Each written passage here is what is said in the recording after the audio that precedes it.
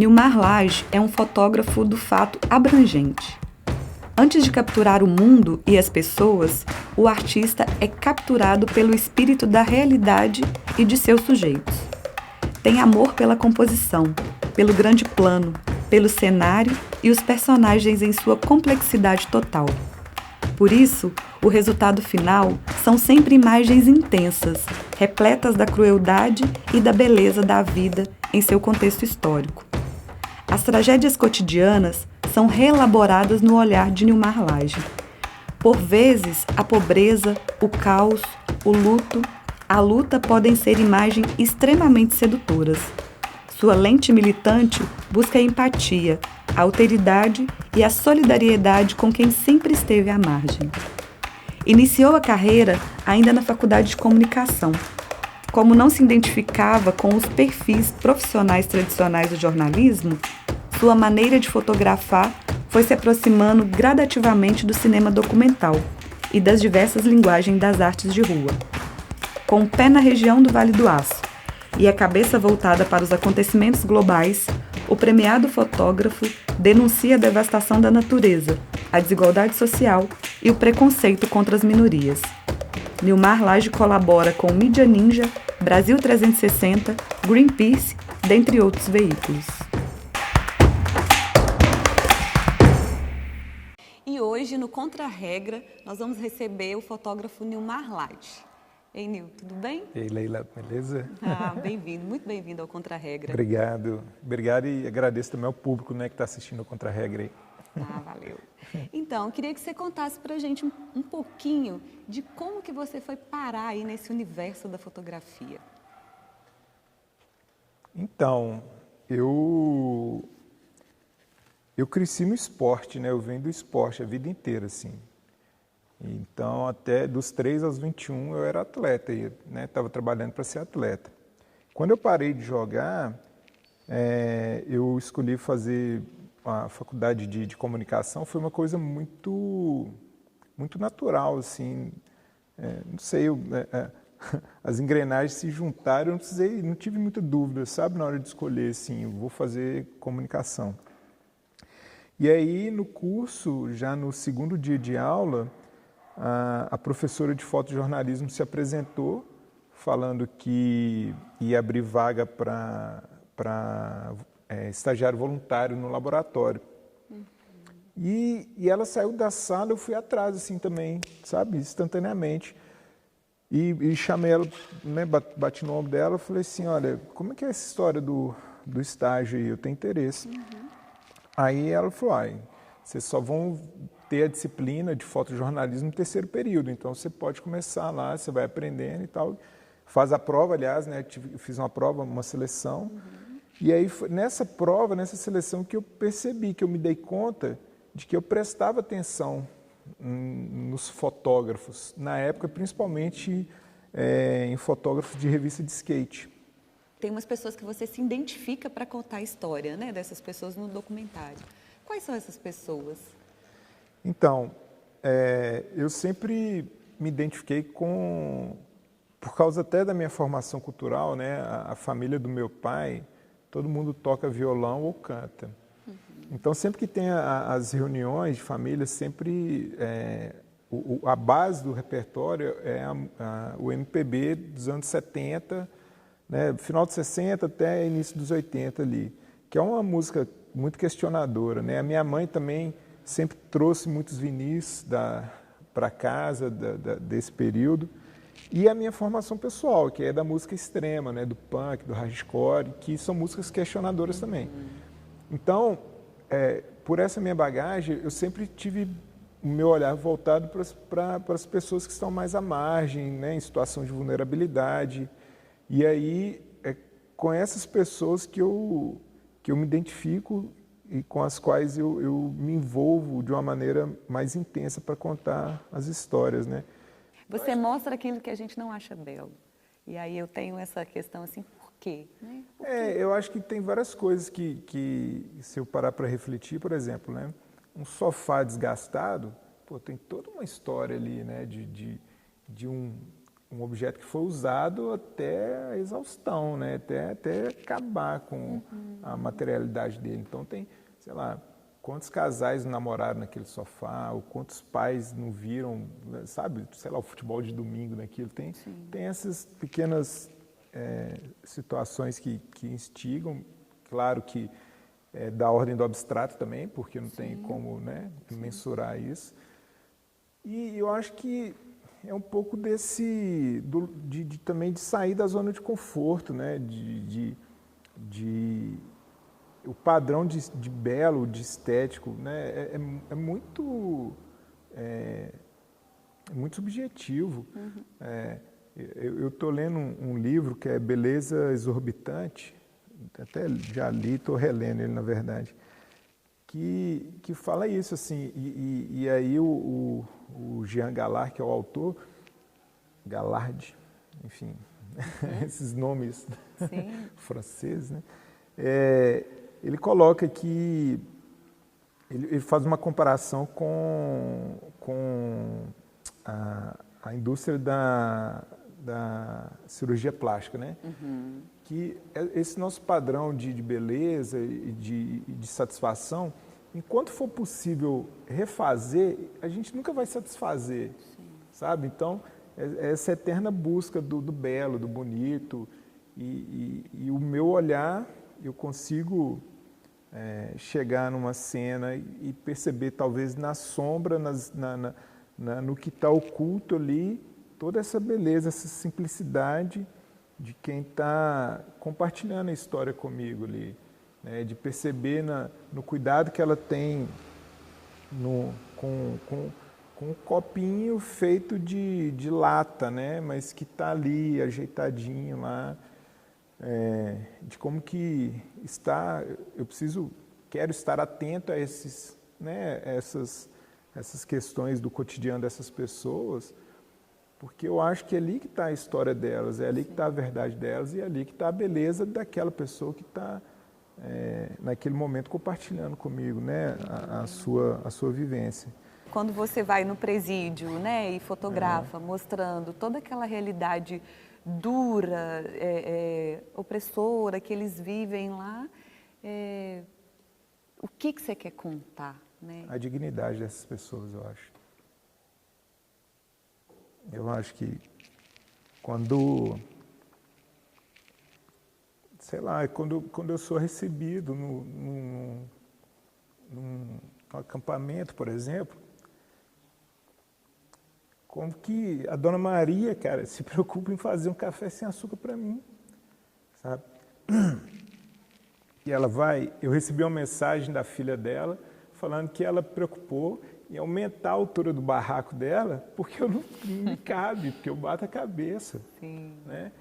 E de saber que a Bia, por exemplo, estava lá na cadeia, uma trans, porque ela não conseguia se firmar na sociedade, que impunha uma série de padrões para ela, que ela precisava cumprir, né?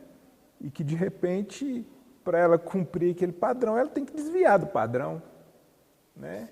E aí como que é um sistema que vai provocando mais vítimas, né? E a roda não para. São pessoas que são empurradas a querer, forçadas a buscar aquilo, mas que não são acolhidas. E aí como que eu vou me organizar para atender essa demanda que me colocam? Né? É desviar do padrão. E aí, muitas das vezes, e ainda mais nesse momento que a gente vive, os dedos só apontam assim, né? Não consegue perceber a humanidade de quem está ali ocupando uma terra, lutando para ter uma garantia constitucional, sabe, do Estado de ter uma casinha minimamente digna para morar, para poder plantar a sua hortinha e algumas vezes comercializar com o entorno para trazer comida boa para a gente, para a nossa casa. E quando você conta da história dessas pessoas, você se emociona, né? Por que você se emociona tanto com essas histórias? Eu acho que, principalmente por eu saber que eu sou um privilegiado, porque eu não vivo a realidade que essas pessoas vivem. Né? Eu não precisei trabalhar para pagar minha faculdade. Meus pais me deram esse suporte. Né? E ao mesmo tempo, eu me coloco no lugar dessas pessoas. Assim. Né? Eu não acho que eu tenho que viver exatamente daquela forma para ter esse momento de empatia, né? De me colocar no lugar daquelas pessoas, mas eu tenho noção de que não é essa a minha lida, né? Eu saio daquele lugar, eu vou ter um conforto na minha casa, eu vou ter, sei lá, né? Eu vou ter uma família estruturada, sabe? Eu tenho esse privilégio mesmo. Eu não sofro preconceito, né? Por mais que, sei lá, se eu já tivesse sofrido preconceito, é mínimo diante do que as pessoas negras passam, diante do que as pessoas trans passam, né? Sei lá. Então, eu acho que eu me emociono por ver o tanto que a realidade dessas pessoas é muito dura e às vezes elas são muito incompreendidas, né? E são muito usadas, são muito manipuladas por N motivos, assim. Porque se for fazer uma análise mais profunda, eu estou usando elas também. Né? Alguém pode falar isso, mas você também está lá manipulando aquelas pessoas, ganhando seu dinheiro com isso, igual, né, é possível. Só que em momento algum, as pessoas que eu estou fotografando, que eu estou filmando, elas não estão sendo enganadas. Eu chego num lugar, eu chego com a câmera na mão, porque a pessoa tem que saber que eu estou ali para fotografar. Né? Eu estabeleço uma relação mínima, uma troca de olhares, mas eu não fotografo sem que ela perceba. Raríssimas exceções, caso a pessoa esteja de costa, alguma coisa assim, mas via de regra, a pessoa sabe que está sendo fotografada, sabe? Não é um jogo desonesto, não estou fazendo o meu trabalho sem que ela de alguma forma, não esteja concordando com aquilo, né? Sim. Então, assim, por isso que eu não me acho usando de uma maneira ruim, né, essas pessoas, assim. As suas fotografias ganharam o mundo, né? Além do Brasil, a gente sabe que você já viajou para fora. E você sempre volta, ou você não quis ir. Por que ficar? O primeiro momento é por causa da família. Quando a gente estava... eu estava formando, a gente estava grávido do Gabriel e foi uma escolha nossa ficar, né? Então, eu também não queria ficar distante né, da minha família, minha esposa, meu filho. Eu acho que assim, eu passo temporadas e volto, né? E depois que o Pedro nasceu também, a gente reafirmou essa vontade de ficar aqui no Vale do Aço, né? Isso só foi fortalecendo, né? E claro que eu perdi oportunidades, mas eu ganhei outras, né? São as escolhas que a gente faz mesmo, eu acho que é natural. Mas foi principalmente por causa da família. Eu queria trabalhar em São Paulo, mas eu não queria criar minha família em São Paulo, sabe? Acho que é um pouco isso, assim. Ipatinga ainda é muito, eu acho que eu queria mais interior ainda para criar os meninos, né? Não com o saudosismo de que na minha infância era assim, não é isso não. É mais pela tranquilidade mesmo a gente já tem um tempo muito acelerado.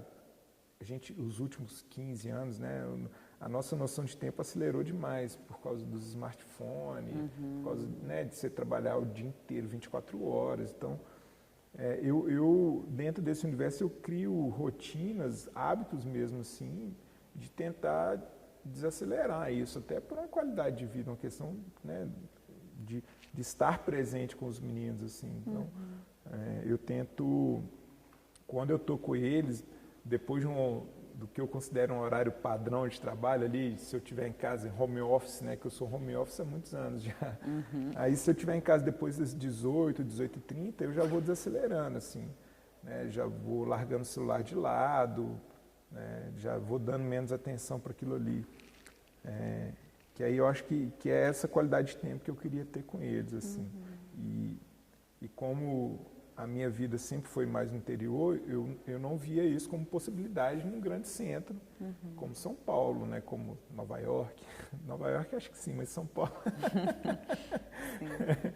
mas foi por isso, eu escolhi ficar pela família, né? E hoje eu consigo, de alguma maneira, trabalhar muito mais para fora do Vale do Aço, mas estando sempre por aqui, perto deles, assim, né? E você considera que a sua foto é jornalística ou uma foto de arte? Eu acho que tem os elementos ali, né? Tem a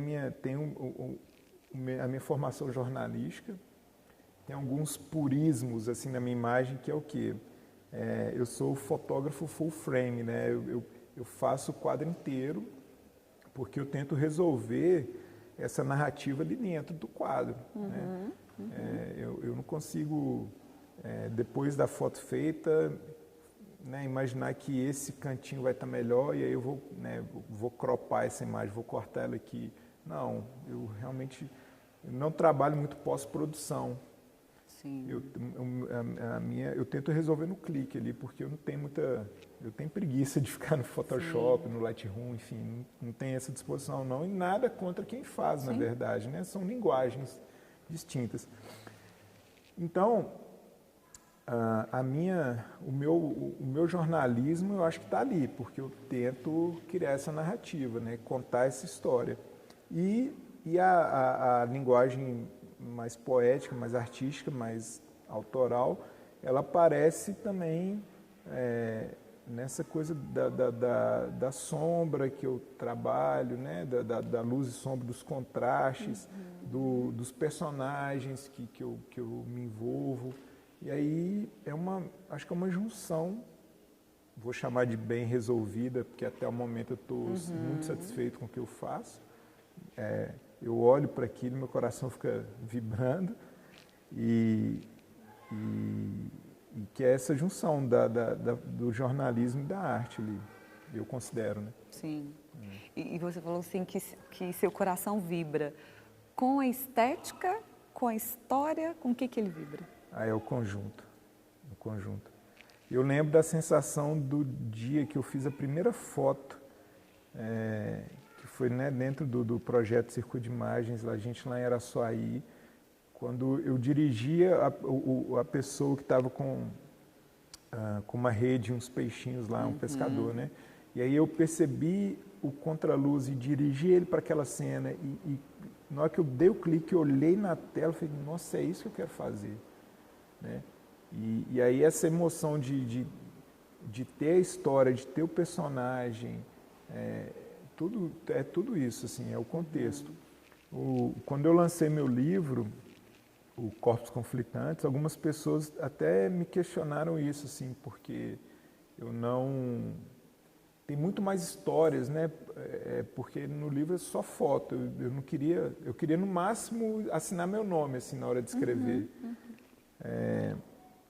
Mas tem muita... E quando eu tenho a oportunidade de entregar o livro, de contar a história ali, é um momento muito legal também. Então, algumas pessoas me cobravam isso, assim, de... Poxa, e essas histórias que estão no seu livro, como é que a gente vai ter acesso a isso, né? Mas não sei também se é para ter acesso a tudo, né? Mas, de qualquer forma, é esse universo que me encanta, assim, que eu olho e fico muito realizado, né? Com a pessoa que se permitiu e com o resultado que eu estou entregando ali para ela e para quem mais quiser olhar, né? Você se propõe uma foto de resistência? Eu acho que sim. Eu acho que minha linguagem é de resistência. Eu acho que sim. Porque tanto é que dentro do universo das artes, né, visuais, eu sei que eu tenho uma cadeirinha ali, um banquinho, sabe? Mas assim, não é uma foto de galeria, sabe? Não é uma foto de vender, de colocar né, numa sala, que eu acho que tem beleza nisso também, né, naqueles retratos feitos muito de perto, mostrando as linhas do tempo, marcando o rosto daquelas pessoas, que eu acho que tem história ali também, né, com aquele, muitas delas feitas em preto e branco, né, ou escala de cinza hoje, né, a gente trata mais assim. Você acha que não é de galeria, por quê? Porque elas não são palatáveis, assim, sabe? Não tem essa sensação imediata de querer adquirir aquilo e colocar na sua sala, principalmente do público consumidor de arte, que muitas das vezes é o público, são as pessoas que estão oprimindo aquilo que eu estou fotografando. Sim. Você acha que elas assustam? Acho que sim, pode ser. Não é exatamente uma prepotência minha achar isso, não. É um retorno, né, de conversas, é um retorno de experiências. Eu acho que incomoda, talvez não assuste, incomode a pessoa saber que ela contribui para a situação, né, de vulnerabilidade daquilo que ele põe na parede da casa dele. Assim. Eu acho que nesse lugar. Assim. Então, por isso que é a resistência, né? Ô, Nil, queria te agradecer a esse bate-papo, a essa conversa. Obrigado eu. E eu convido a vocês que estão nos assistindo a seguir o nosso canal, ativar o sininho para receber as notificações, curtir e compartilhar. E até o próximo Contra a Regra.